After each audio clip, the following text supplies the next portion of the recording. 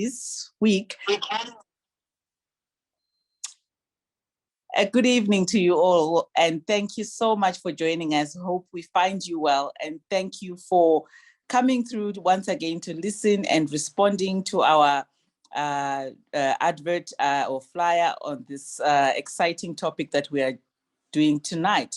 So today we want to welcome our speaker and thank him for creating time to join us this evening. Thank you, Berta. Great.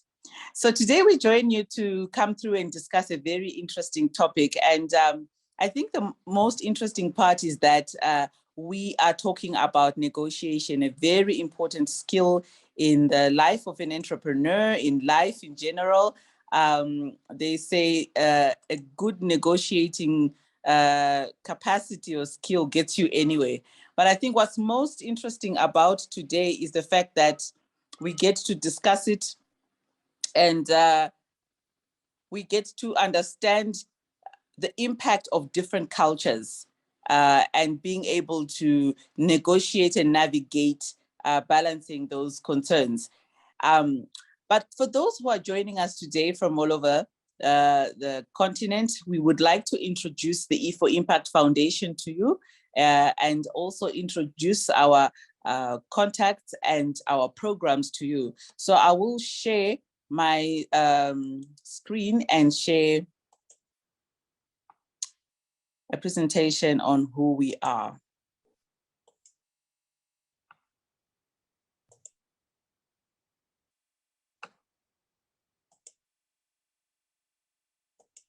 Okay, can everybody see my presentation? Great, I hope so. So we want to thank you for joining us on this Innovation Boot Camp and ask you to be able to understand our vision and in this journey that we are on.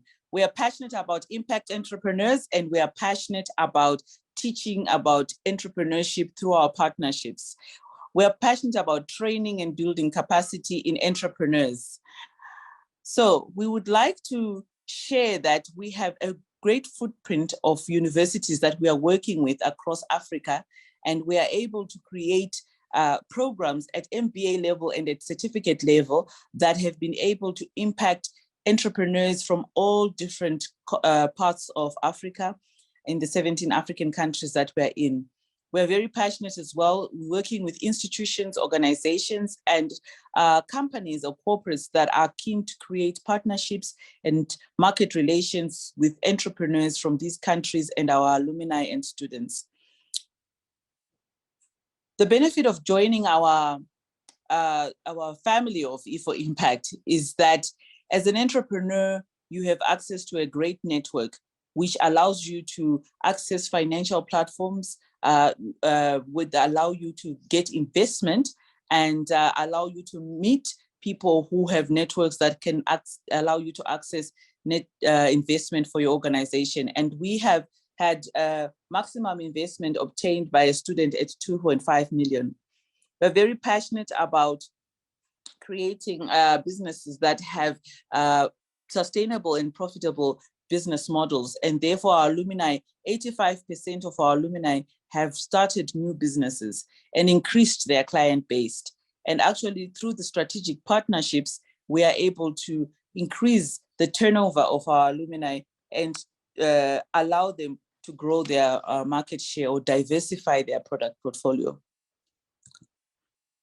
We have new products coming through, and we're excited to say that at the University in Central de Tunis, we have a program starting March, which has started in March 2022. We would want to also encourage you to Tangaza University, a new program has just started, but we'll be starting soon, another program for 2023. We have a program starting in Sudan with the University of Medical Science and Technology. In Rwanda, we are the University of Rwanda. In Zimbabwe, we are the Catholic University of Zimbabwe. And in Mozambique, we are at St. Thomas University of Mozambique. As you can see, we have all our footprint in those countries, and you can go to our social media platforms that is on YouTube, where you get most of these presentations. You can go to our Twitter page, you can go to our Facebook page, and here on this platform today, please kindly go to the chat box if you want contact details for any of our program leaders that are running the programs in the different countries, or the area managers that are in the different countries. Thank you very much. I want to stop sharing and, of course, get into the most exciting part of our program. Welcome to our speaker tonight, and I hope we find you well. Thank you, Berta. Thank you. Great.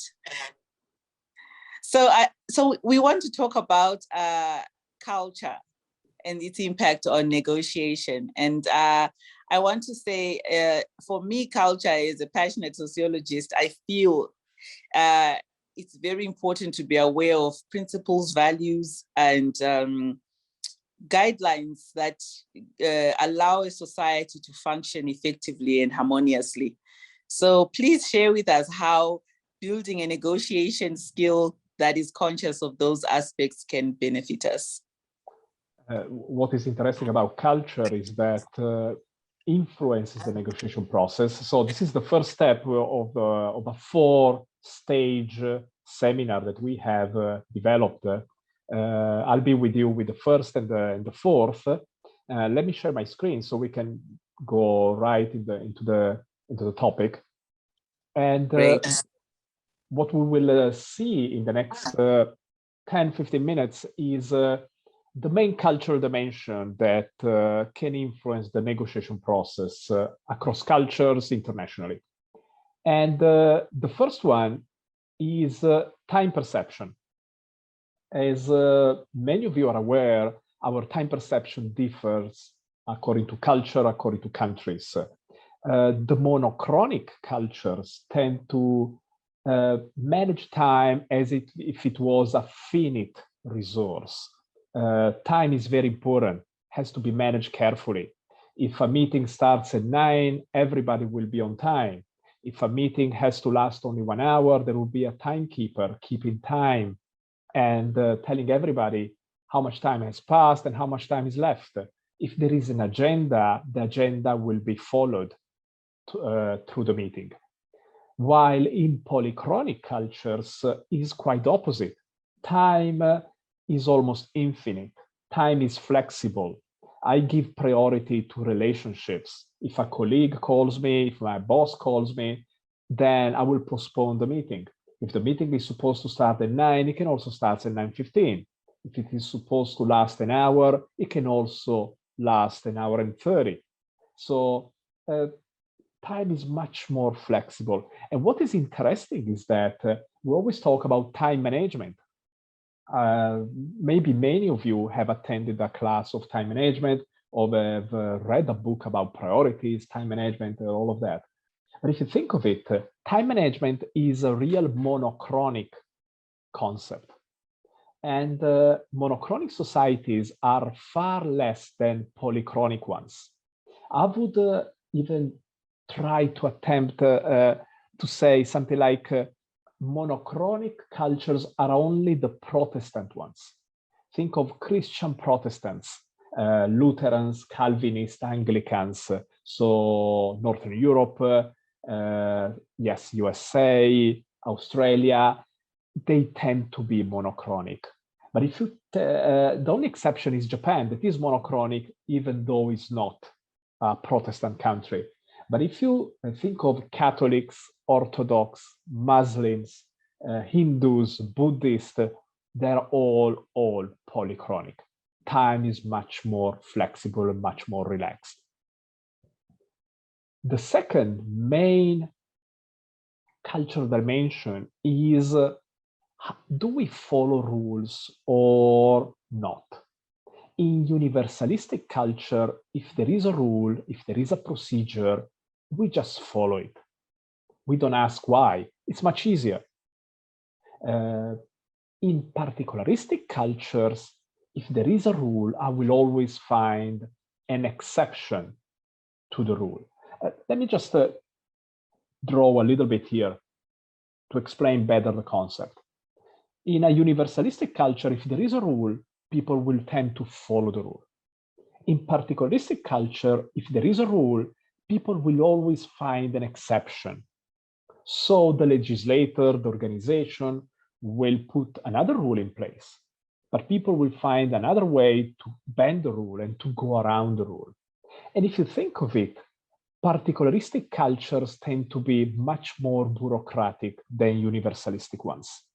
Why? Because in universalistic cultures, you just need one rule, while in particularistic cultures, you need many rules, so people don't go around them. Again, particularistic cultures tend to be much more than universalistic ones. And I also would like to say that universalistic cultures tend to be also monochronic. So if a culture follows the rules, they also tend to manage effectively time. Particularistic cultures where rules, I don't follow rules, there is always an exception, relationships are more important, tend also to be more polychronic, where time is less important, time management is less important. The third and culture dimension we are going to encounter is emotions. In some cultures, displaying emotions is a sign of weakness. I have to be in control. I have to be very rational. And these are the neutral cultures. Think of China, Korea, Japan. Think of Finland, for example. In affective cultures, I have to show my emotions because this is how I build trust. If I don't show my emotions, it means I don't care about the issue and people will not trust me. Emotions are very important because they build a relationship. I have to express myself. And most of the world tend to be affective, if you think of it. But when a neutral negotiator meets an affective one, then maybe problems can start rising, because how do you build trust? In a rational way, in a neutral way, or more in an affective way where you express yourself?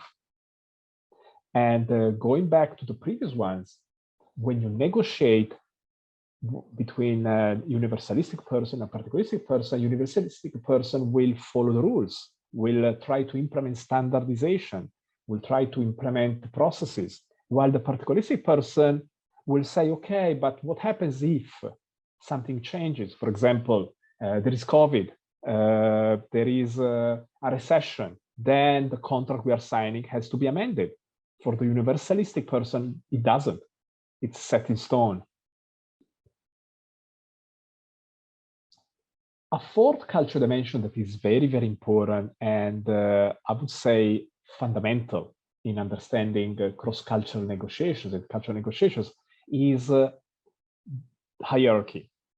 In many cultures, this is the pyramid, and this is the boss, and this is the subordinate, and the subordinate will do whatever the boss says.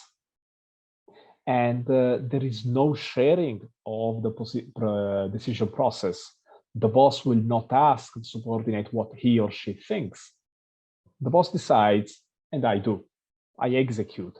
There is much more formality. There are titles. I call my boss sir or whatever, doctor or whatever.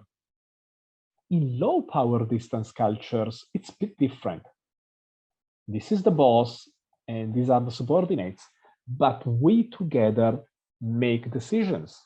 And these people have full autonomy. They can be proactive. They have they can be delegated. And the decision-making process happens together. Now, what happens when these two cultures meet in a negotiation? Let's see, this is a buyer and this is a seller. The seller from a low power distance culture goes to the buyer, they meet, and the buyer is not able to make a decision. He or she is not able to sign a contract because first they have to ask their boss what they think, and then the decision will come down, while this guy has full autonomy and full responsibility. Now again, the world tends to be much on the high power distance side. Low power distance cultures are the Scandinavian ones, Northern Europeans, not Germany. Germany is more or less in the middle. And think of the US. Some parts of the US are low power distance, but some are even higher. So think of Asia. Asia tends to be very high power distance. Japan, China, India, they tend to be much high power distance. And if you think about negotiating, in low power distance cultures, you tend to address the other people informally. How are you? Okay, let's start talking about business. In high power distance cultures, usually go in a formal setting. There is a huge table in between. And maybe decisions usually here are made at the dinner table more than the meeting table. Moving on, we have a very important cultural dimension that is called attitude towards uncertainty. There are some cultures that have a very low tolerance towards uncertainty. They don't like ambiguity. It stresses them. Whenever something changes in the environment, in the context, they get stressed. They don't like it. They are not comfortable in unfamiliar situations. While in high tolerant societies, ambiguity is welcome. I like what is different. And I have a less stress when I travel, when I go around in unfamiliar situations.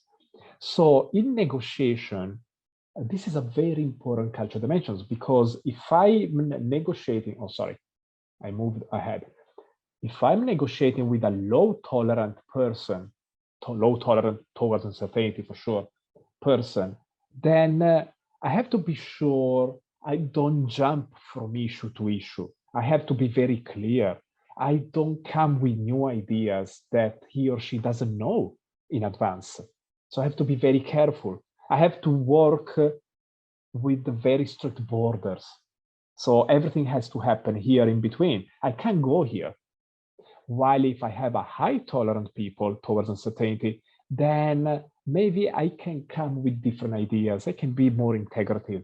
I can even come up with concepts that can improve the negotiation value.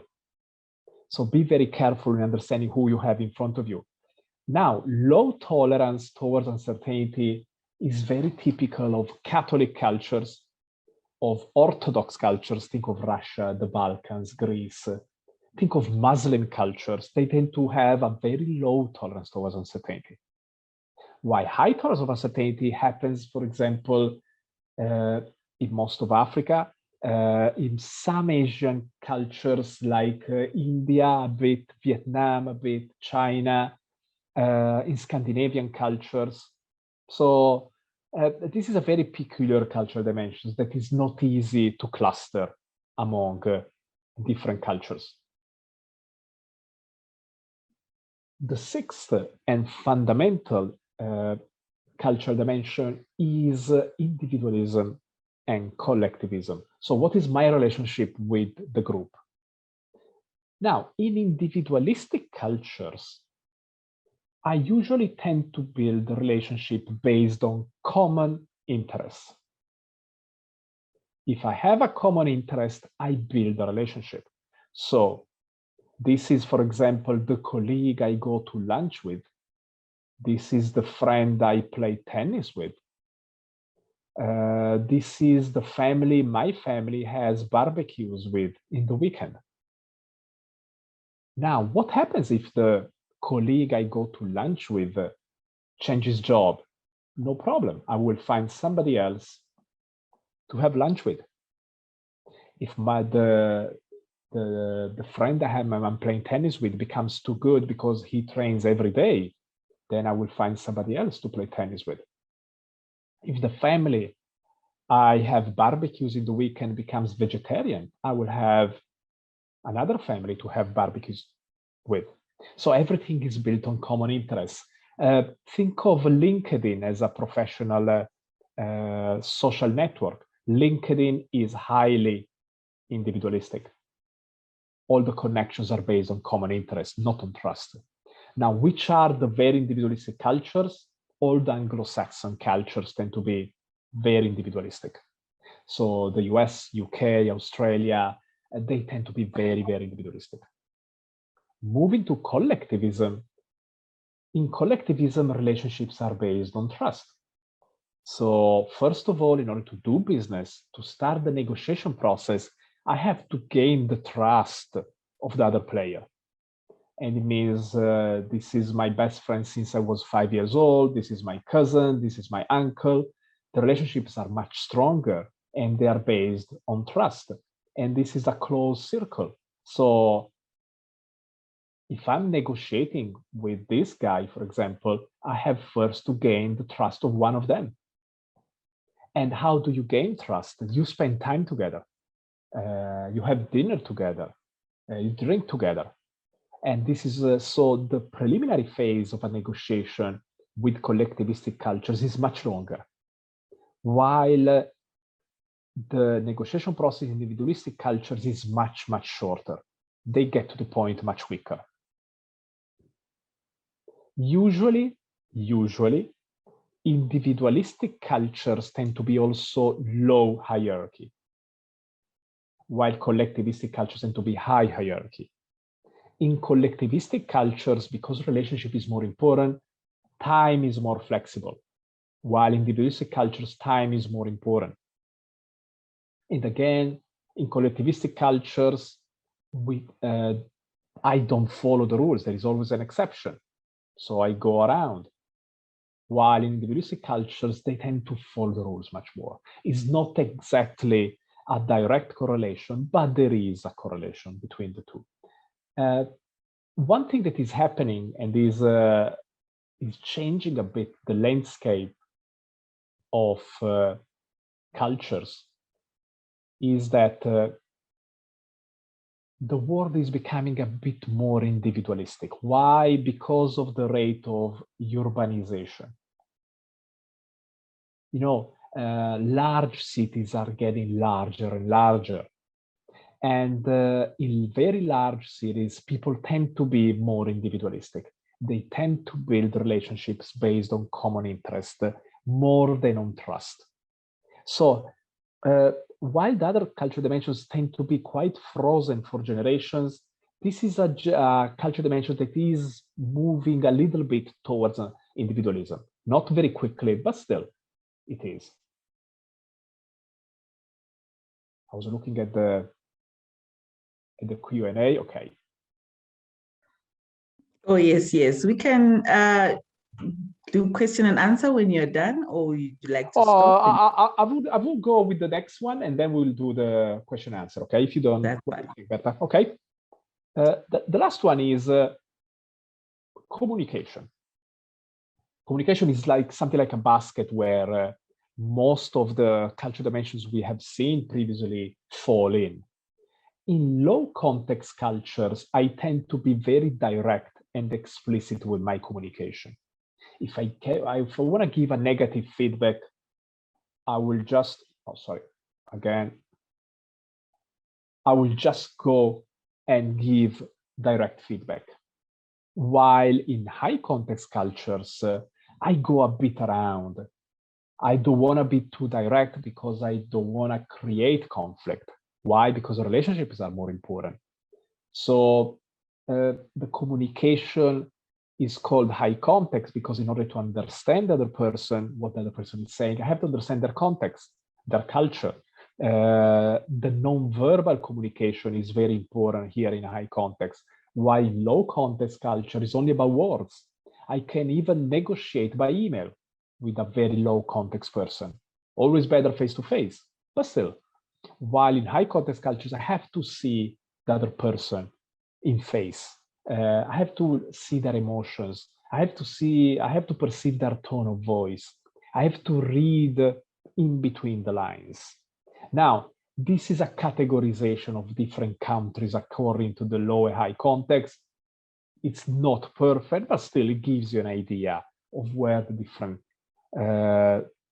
countries are, or different clusters are still. Not perfect, okay?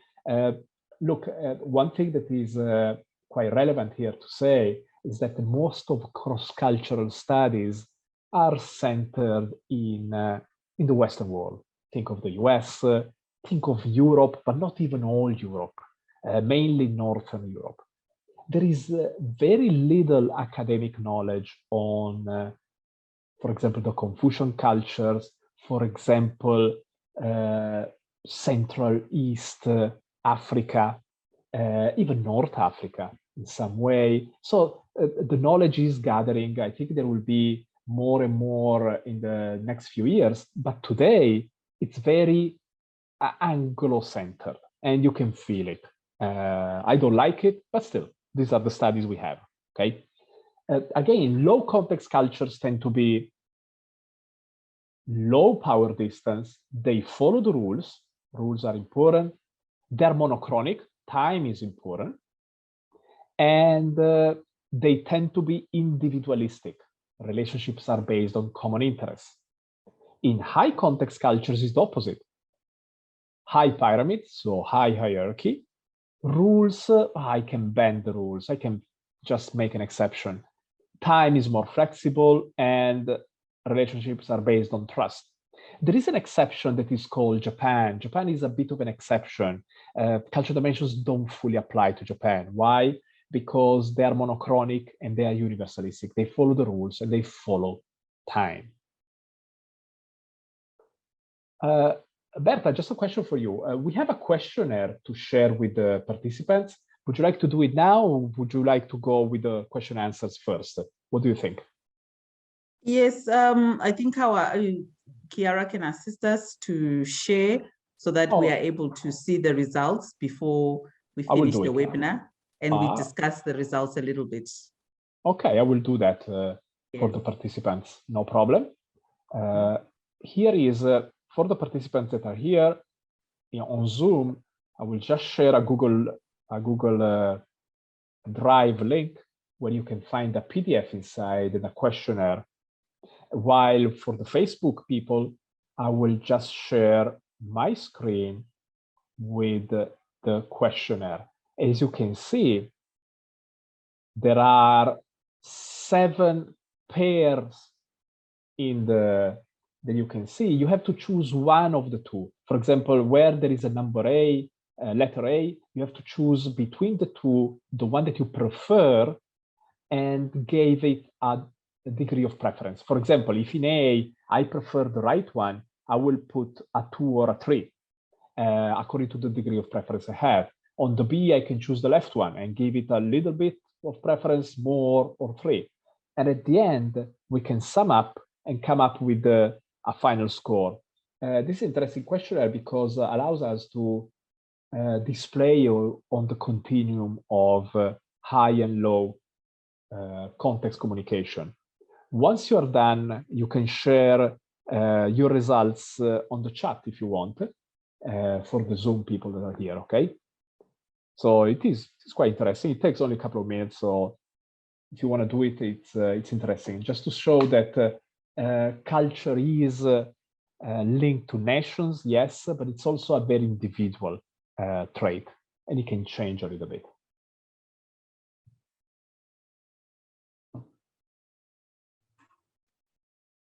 Great. So while we wait for our results from our survey, maybe we can get into the questions. Thank you very much for that presentation. And we can get into some questions. And I think you have covered some of the aspects. I think I'll take a question from Sierra Leone, which was how to negotiate with a superior. And I think you covered that on your slide of boss and the one which you talked about, the boss and the subordinate. But I think maybe just to recap 2 points that you could help our participant from Sierra Leone on Anthony to understand how best, and he's coming from Sierra Leone. So if we go to our communication slide, that's definitely a high context in area. So maybe you could assist him with 2 or 3 points on how to keep a conversation going towards a positive direction.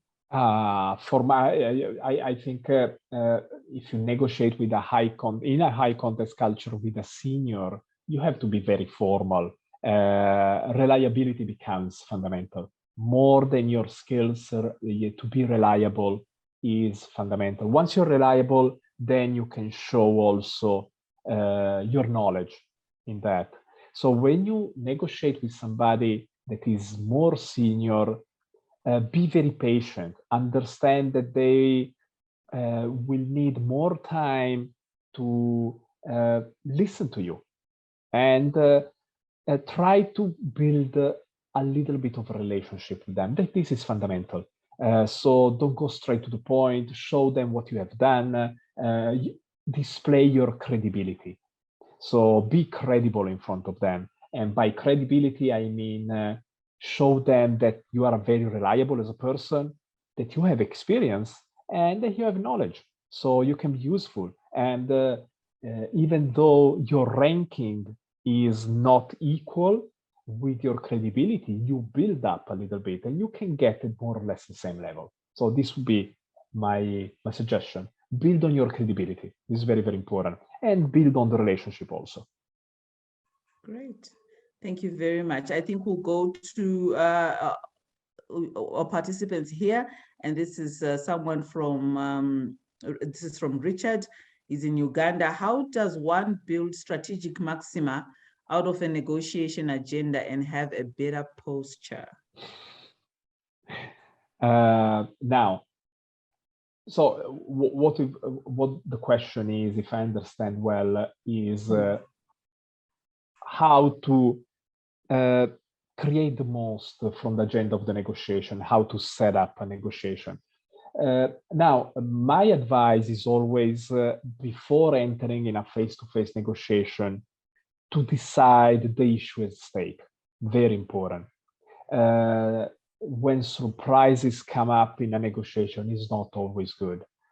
So what I will do is always pick up the phone or send an email and say, look, these are more or less the issues I would like to tackle during our conversation, our negotiation. Do you agree with them? Should we together build an agenda and try to understand which are the main issues at stake, so that we come prepared? This is very, very important. So share your thoughts and maybe build the agenda together. But also very important, try to define the process, how the negotiation will happen. So if the decision will happen in the next day when the negotiation will take place, or if the other person has the decision-making authority to make a decision. Again, hierarchy comes into play. If I'm negotiating with somebody who doesn't have a negotiation authority, I don't make any concession. Why? Because if I make concessions here, then they will call the decision maker and he or she will ask for more concessions. So I have to be very, very careful in that. So always set up before the meeting the agenda and the negotiation process. They have to be very clear. Otherwise, it's always hard to come to an agreement, and new issues always come into play. This is my advice. A bit monochronic, if you think of it, but still, it's still worthwhile. Great. Thank you. So I'll go to Mozambique, and he says, what to do when a client takes too long to pay for a job already done? I mean, how do you, most common one for entrepreneurs, you have that difficult client who was pushing, and when the job is done, they go quiet on you. This is always the tough task, to get paid when you're an entrepreneur. It's a difficult decision to make, but I think as an entrepreneur, you have to be very clear. This goes a bit beyond negotiation, but you have to be very clear on two factors. One is your positioning, who your client should be. And sometimes you don't understand, you don't accept clients, certain types of clients.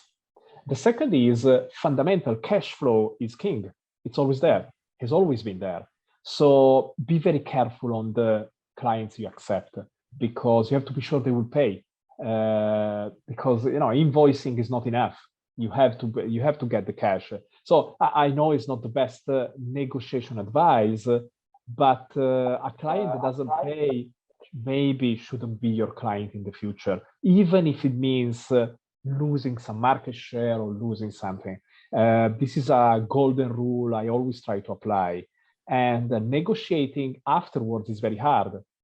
So sometimes it makes sense also to get stage payments, maybe when the job is beginning and then when it's finished.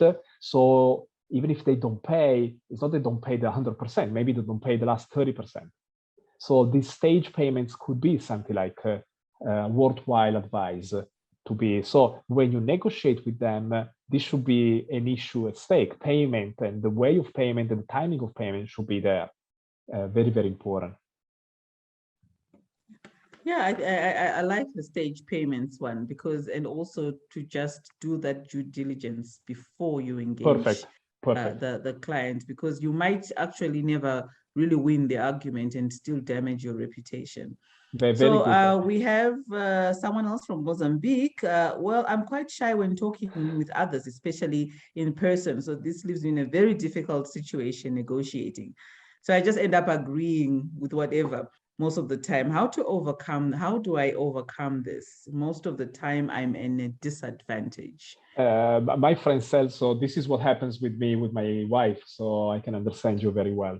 Now, I think the most important thing, there are two fundamental factors at play here.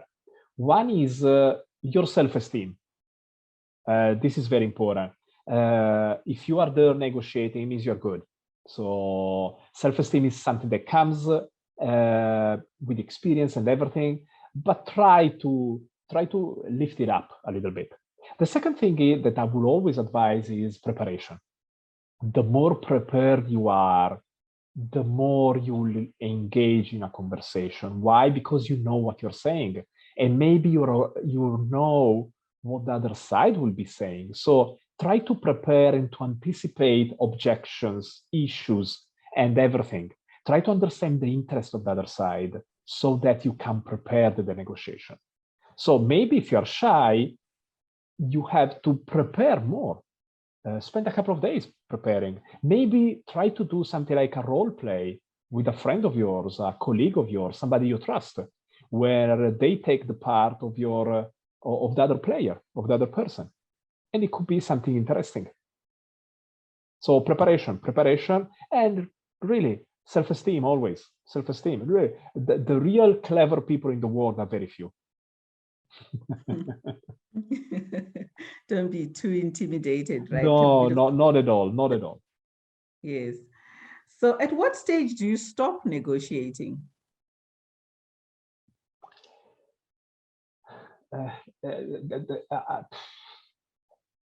I think you never stop negotiating, even when the contract is signed.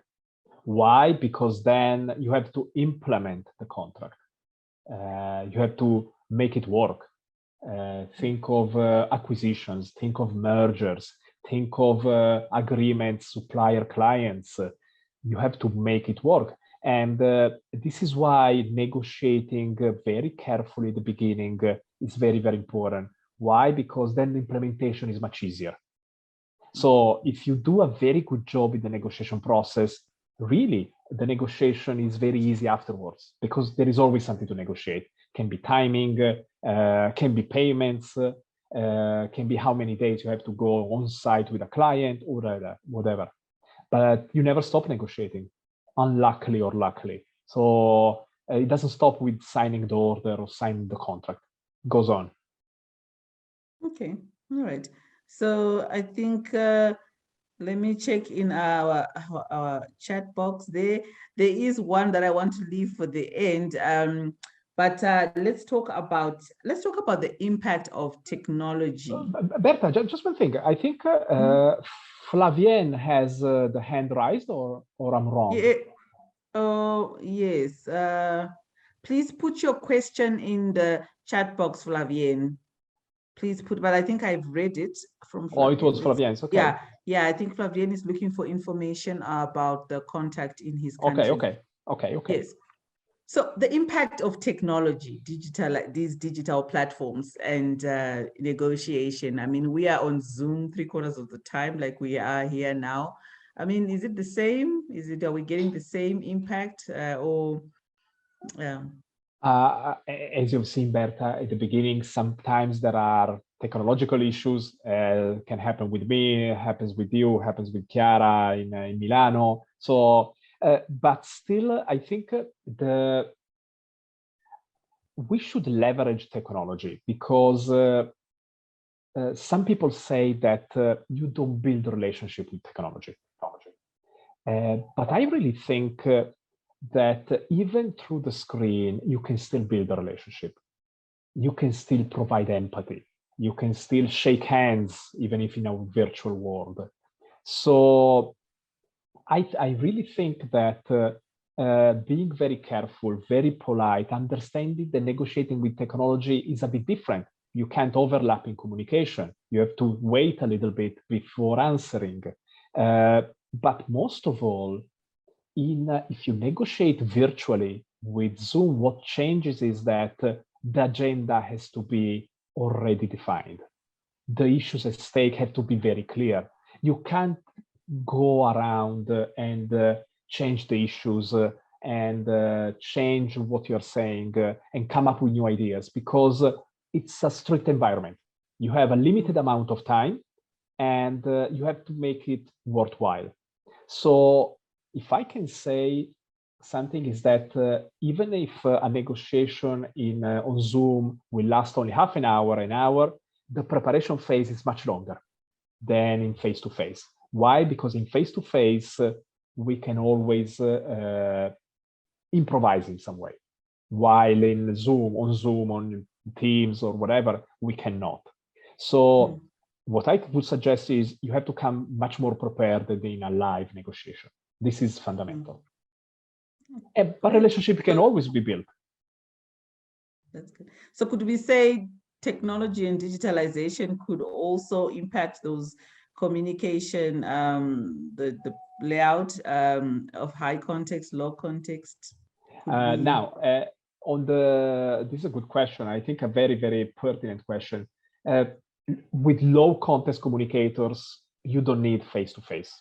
It's always better to have face-to-face, but still. And maybe the virtual world could be the world of the future with low context communicators.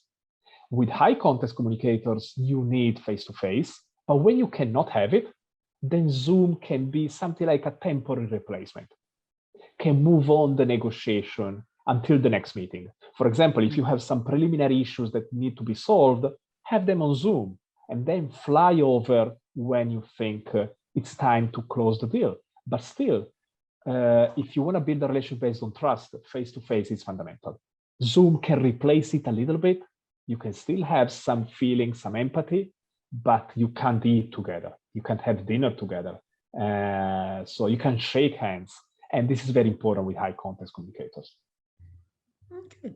So one more. So we seem to have a balance between questions on the soft skills and the hard skills of negotiation. So here's a question on, so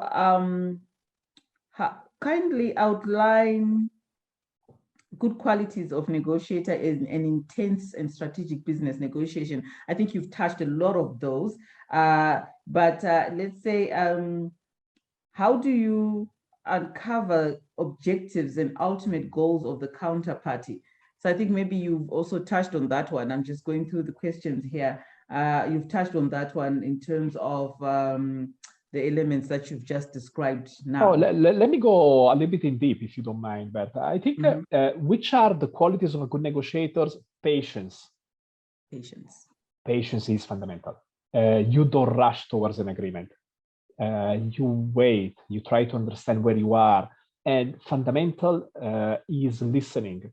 Listening, a lot of people talk about listening, but listening is, we are not good listeners usually. But if you listen very carefully, you can understand the interests of the other party, the objectives of the other party. And once you know them, you can adjust your negotiation according to that. So this is very, very important. talking about the objectives on the other side, what I use a lot before a negotiation is something I already outlined earlier, is I role play a lot. I role play with my colleagues. I ask them to take the position of the other party. And so we try to understand their interests and how can the negotiation unfold. Never underestimate the strength and the power of taking the position of the other side. It's very, very important. So again, preparation and patience, very. And a third quality is understanding people. This is not easy, takes a lot of experience. A lot of our participants here are quite young, but I think that being genuinely curious about people and understanding what is important for them and adapting your behavior to the different people is a fundamental skill. Great. So here's a direct question. What distinct skill is needed to persuade a client in the service industry to purchase at premium price? So that's yes. Now, if you want to sell a service, if you want to sell value, first of all, you have to understand if what you're providing has value for the other side. So this is fundamental. Let's assume that your service has value. Value means is different. The value you are providing is different from your competitors or is higher than your competitors. Maybe something is valuable for you because you're selling it, but it's not valuable for the other side because they can find in other suppliers. So always be careful in assessing how much value you bring to the table, and how much value you bring to the table is what you're providing different or higher in value than your competitors. This is the first thing. Once you assess that, price is always there, yes, but your objections can be, you always talk about price. Don't be scared about talking about price. If the other person comes up with the issue of price, you can very clearly state, look, this is my price because this is what I bring at the table. Now, you have to understand how much price is important for the other side. Usually when you sell services, you are addressing concerns or needs of the other side. And price usually is maybe 25, 30% of the total decision factor. But when you negotiate, they will try to bring at the table as if it was 70, 75. So you have to be very prepared. You have to be very strong in holding your position. This is very important. You have to understand how much important is price for them. Now, if you are selling a commodity, a service that is a commodity that other people can do, service, then price becomes a huge factor. And then you have to negotiate price. But if what you're providing is quite unique, or very few suppliers can do that, then price will become 10, 15, 20, 25%. Never overestimate the impact of price on the decision-making process of the other side. And if it becomes 70%, it's a client you don't want. Yes. Is it easy to say from here? So you need to know you need to have done your numbers as well. You need to have understood your break-even point, be it a service or a commodity. I think sometimes we get in without doing those calculations. And you have to understand how much value you are bringing to the potential client.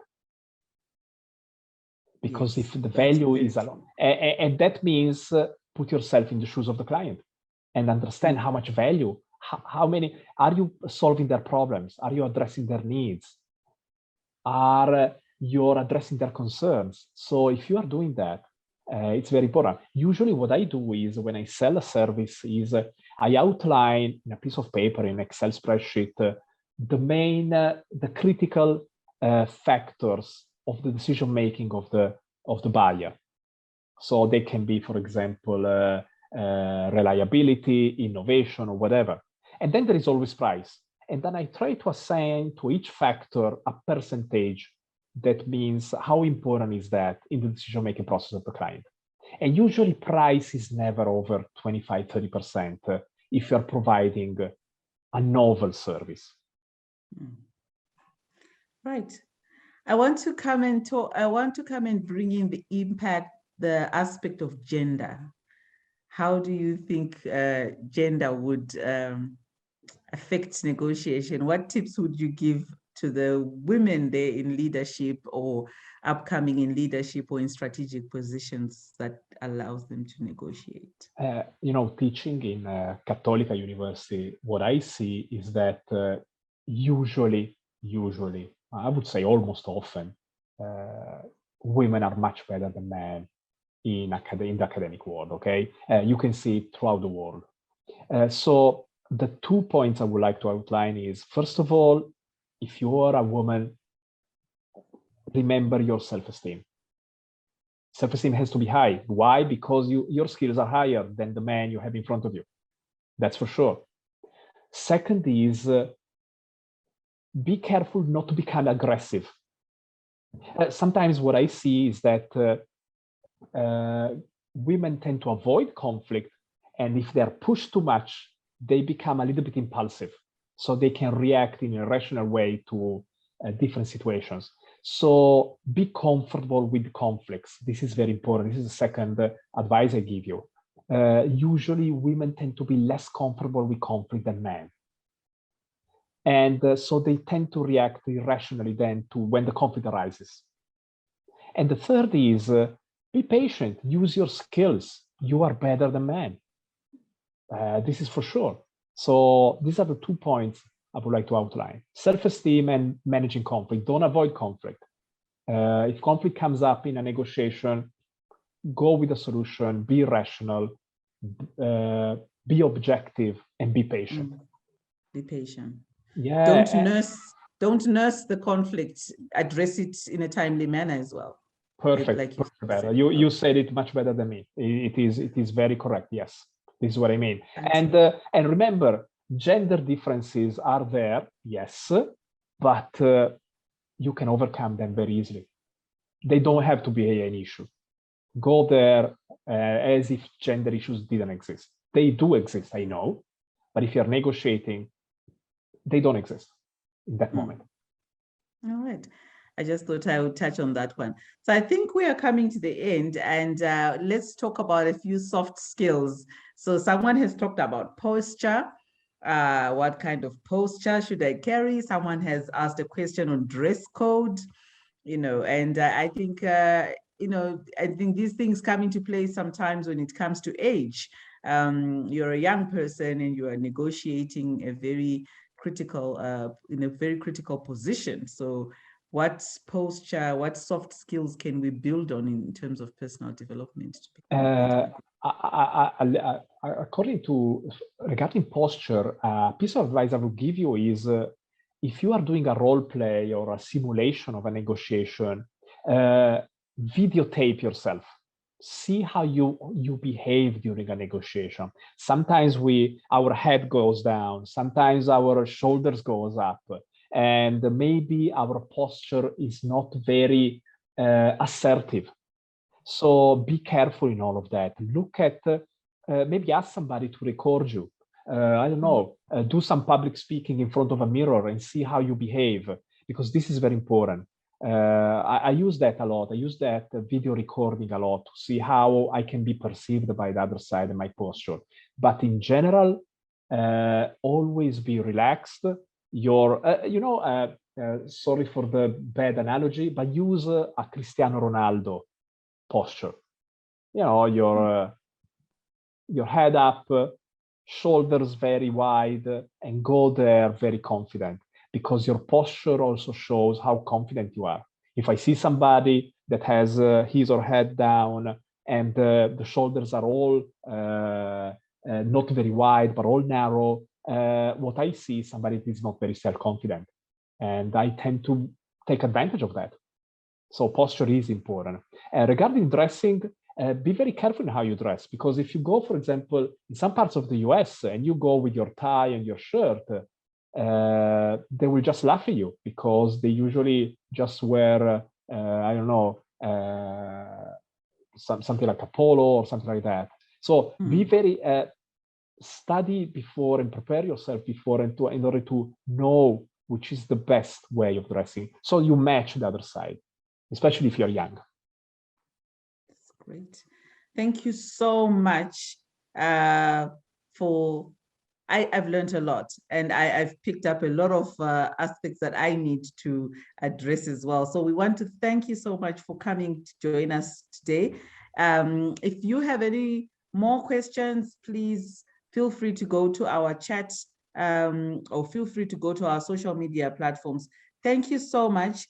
Our speaker has a doctorate in business administration in cross-border negotiations from Edinburgh Business School, MBA from Manchester Business School, and a master's in mechanical engineering from Turin Polytech. So I feel we have had a conversation with an expert of all sorts, as we always ensure on our webinars. So we want to thank you so much.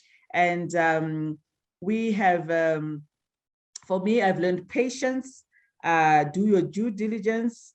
Role play is one that I had not thought of, which I saw coming out a lot. So role play, and I think most understand the value that you're bringing to the client. And I think that is linking to one maybe I'll mention last is being empathetic and understanding people is critical. So those are the 5 that I picked from you, and I think you also further evaluated on the soft ones. So we want to thank you so much for joining us, and I want to thank everyone who came through to participate and send their questions. Those who have been asked, I'm sure you've had a response in the chat box. Thank you so much, and please take care. Thank you. Thank you, everybody. Good evening.